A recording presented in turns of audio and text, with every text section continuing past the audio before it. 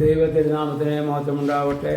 Bible reading പ്രോഗ്രാമിൽ സംബന്ധിക്കുന്ന ഏവർക്കും കർത്തനാമത്തിൽ സ്നേഹവന്ദനം. 1 ദിനവൃത്താന്തം 17-ാം അധ്യായമാണ് നമ്മളിന്ന് വായിക്കുന്നത്. ദാവീദ് രാജാവ് യഹോവയുടെ പേടകം യെരൂശലേമിൽ കൊണ്ടുവന്ന് സ്ഥാപിച്ചു. അതിനുശേഷം അദ്ദേഹം നാഥാൻ പ്രവാചകനെ വിളിച്ച് യഹോവയ്ക്കൊരു പേടകം, ഒരു ദൈവാലയം പണിയുവാനുള്ള ആഗ്രഹം നാഥാനെ അറിയിച്ചിട്ട് ദൈവത്തോട് തന്നെ ആലോചന ചോദിക്കുവാൻ ആവശ്യപ്പെടുകയാണ്. ദാവീദ് രാജാവിൻ്റെ ജീവിതത്തിലെ ഏറ്റവും വലിയ പ്രത്യേകത താൻ ചെയ്യുവാൻ ആഗ്രഹിക്കുന്ന എല്ലാ കാര്യങ്ങളും ദൈവസന്നിധിയിൽ സമർപ്പിക്കുകയും ദൈവത്തോട് ആലോചന ചോദിക്കുകയും ചെയ്യുന്ന മനുഷ്യനാണ്. ദൈവം അദ്ദേഹത്തെ ഇത്രമാത്രം ഉയർത്തിയതും മാനിച്ചതും അതുകൊണ്ടാണെന്ന് നമുക്കറിയാം. നമ്മുടെ ജീവിതത്തിലും നമ്മളിതാണ് മാതൃകയാക്കേണ്ടത്.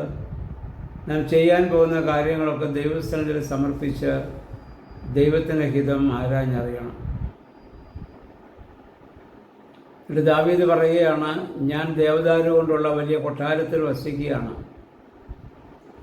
അതേസമയം എൻ്റെ ദൈവത്തിൻ്റെ ആലയം, ആ പേടകം ഒരു കൂടാരത്തിലിരിക്കുകയാണ്. അത് ശരിയല്ല. കാരണം തന്നെ ഇത്രമാത്രം വലിയവനാക്കിയതും രാജാവാക്കിയതും തന്നെ മാനിച്ചതും തനിക്ക് വേണ്ട എല്ലാ അനുഗ്രഹങ്ങളും നൽകിയത് ദൈവമാണ്. ദൈവത്തിൻ്റെ ദിവ്യമായ സാമീപ്യമാണ് ഈ പേടകത്തിലുള്ളത്. അതുകൊണ്ട് ഞാൻ ദേവദാരു കൊണ്ട് അതിമനോഹരമായി പണിത കൊട്ടാരത്തിൽ വസിക്കുമ്പോൾ എൻ്റെ ദൈവത്തിൻ്റെ പേടകവും മാന്യമായ ഒരു സ്ഥലത്തിരിക്കണം. അതുകൊണ്ട് ദേവാലയം പണിയുവാനുള്ള ആഗ്രഹമുണ്ടായി. അദ്ദേഹം ആ വിവരം നാഥാൻ പ്രവാചകനെ അറിയിച്ചു. ദൈവത്തോട് ആലോചന ചോദിക്കാൻ ആവശ്യപ്പെടുകയാണ്. നാഥാൻ പ്രവാചകൻ ആദ്യം പറയുന്നുണ്ട്, ദൈവം നിൻ്റെ കൂടെ ഉണ്ട്, നീ ഇതൊക്കെ ചെയ്തോ.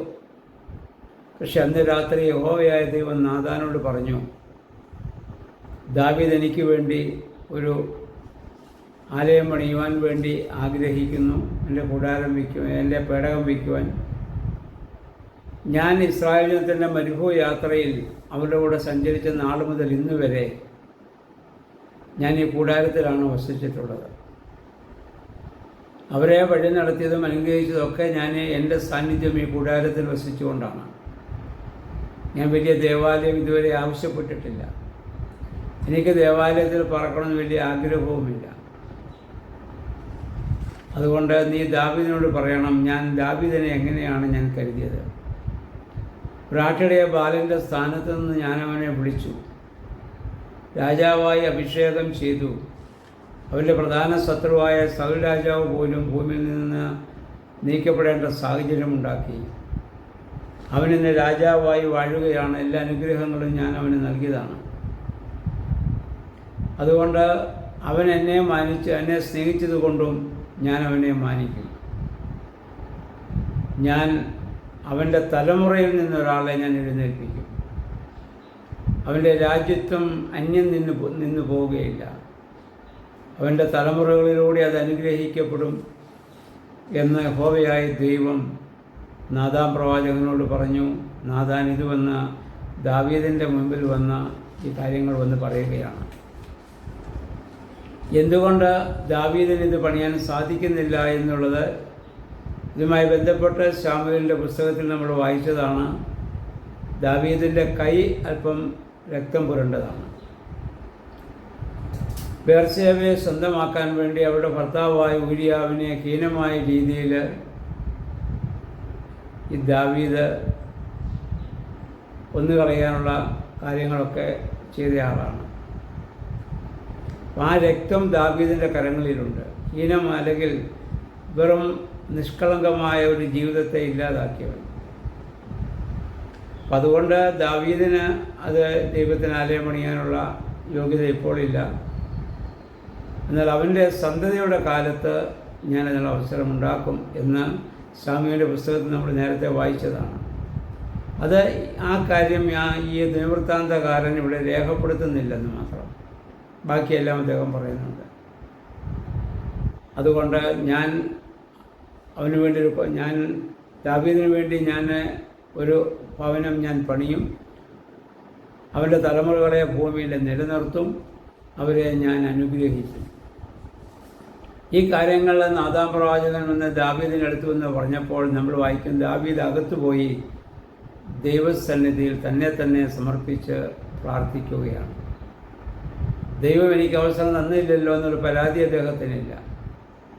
എൻ്റെ തലമുറകളെ ദൈവം മാനിക്കുന്നു, ദൈവം എന്നെ അറിയുന്നു എന്നുള്ള വലിയ ബോധ്യം ദാവീദിന് വലിയ സംതൃപ്തിയാണ്. അദ്ദേഹം ദൈവസന്നിധിയിൽ ആത്മാർത്ഥമായി അദ്ദേഹം പ്രാർത്ഥിക്കുന്നു, ദൈവമേ, ഞാനും എൻ്റെ കുടുംബവും ഈ ഭൂമിയിൽ ഒന്നുമല്ലായിരുന്നു. ഒരാട്ടിടയ ബാലൻ്റെ സ്ഥാനത്ത് നിന്ന് അവിടെ നിന്ന് എന്നെ പിടിച്ചുയർത്തിയതാണ്. എനിക്കുള്ളതെല്ലാം അങ്ങയുടെ ദാനമാണ്. അങ്ങില്ലായിരുന്നെങ്കിൽ എനിക്കിതൊന്നും നേടുവാൻ സാധിക്കുമായിരുന്നില്ല. അവിടുത്തെ പോലെ സ്നേഹവാനായ ദൈവം വേറെ ആരുണ്ട്, എവിടെയുണ്ട്? ഞങ്ങളുടെ പിതാക്കന്മാരെ മരുഭൂമിയിലൂടെ അത്ഭുതമായി അവിടുന്ന് വഴി നടത്തി.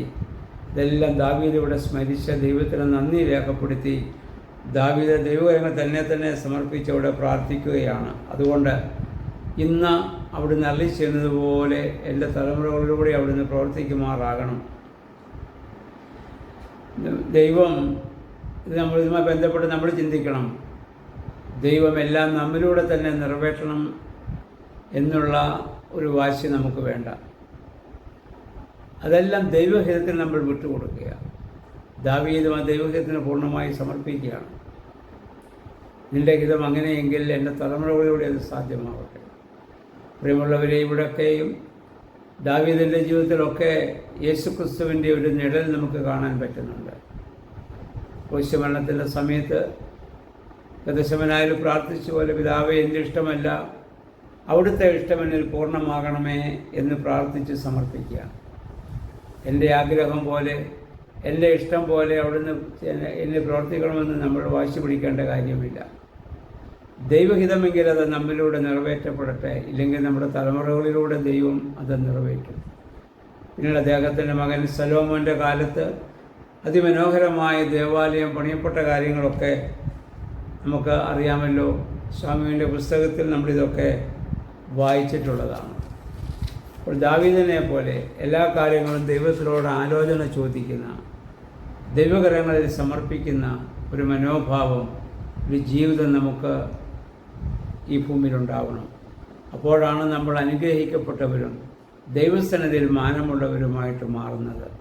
ദാവീദിൻ്റെ കുറവുകളെക്കുറിച്ചൊക്കെ ദാവീദിനറിയാം. അതുകൊണ്ട് ദാവീദിലൂടെ ഒന്നും ദൈവത്തോടെ ഒരു ക്ലെയിമും ചെയ്യുന്നില്ല. അവൻ ചെയ്യാൻ പാടില്ലാത്തത് ചെയ്തെന്നും അവൻ ഹീനമായി അവൻ കൊലപാതകം ചെയ്തെന്നൊക്കെ ദാവീദിനുള്ളത് വ്യക്തമായിട്ടറിയാം. ഇതൊക്കെ എൻ്റെ ദൈവത്തിനറിയാം. അതുകൊണ്ട് ദൈവഹിതം എന്താണോ അത് എന്നിലൂടെ നിറവേറ്റപ്പെടട്ടെ എന്നുള്ള ദാവീദിൻ്റെ സമർപ്പണം നമുക്കും മാതൃകയാക്കാം. നമുക്ക് ഒരുപാട് കുറവുകളും ബലഹീനതകളൊക്കെ ജീവിതത്തിൽ സംഭവിച്ചിട്ടുണ്ടാകാം. എന്നാൽ ദൈവം നമ്മുടെ തലമുറകളിലൂടെ അനുഗ്രഹം നൽകുവാൻ, ദൈവമേ, പരിശുദ്ധാത്മാവെ ഇടയാക്കണമേ നമുക്ക് പ്രാർത്ഥിക്കാം. അതുകൊണ്ട് ദാവീദിനെ പറ്റിയ തെറ്റുകൾ നമ്മുടെ ജീവിതത്തിൽ സംഭവിക്കാതെ, ദാവീദിൻ്റെ ആ ജീവിതത്തിലെ നല്ല കാര്യങ്ങൾ, ദൈവത്തിനുള്ളതായ അവൻ്റെ സമർപ്പണം മാതൃകയാക്കി ജീവിക്കുവാൻ ദൈവമേ, പരിശുദ്ധാത്മാവെ ഞങ്ങളെ ബലപ്പെടുത്തണമേ എന്ന് നമുക്ക് പ്രാർത്ഥിക്കാം. ദൈവത്തിന് നമ്മളെ എല്ലാവരെയും സഹായിക്കുമാറാകട്ടെ.